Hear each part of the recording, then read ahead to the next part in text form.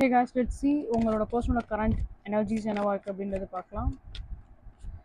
Okay, the Nine of Wands, the Death card, and the Five of Pentacles and Ten of Wands. Okay, so some kind of ஒரு low phaseல அந்த person டெஃபினட்டாக இருக்காங்க. And mother issues இருக்க chances நிறையா இருக்குது. ஃபேமிலியில் ஏதாச்சும் ஒரு ப்ராப்ளம்ஸ் இந்த பர்சனுக்கு இப்போ ரைட் நோ போயிட்டுருக்கும். Any kind of problems and financial problems or else வந்து லைக் அவங்களோட பேரண்ட்ஸோட சைட்லேருந்து ஏதாச்சும் ஒரு ப்ராப்ளம் போயிட்டுருக்கும்.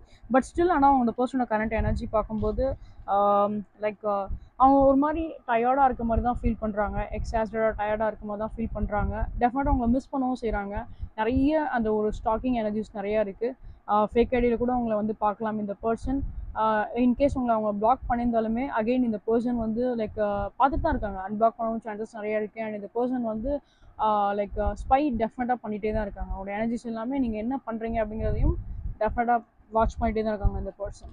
யா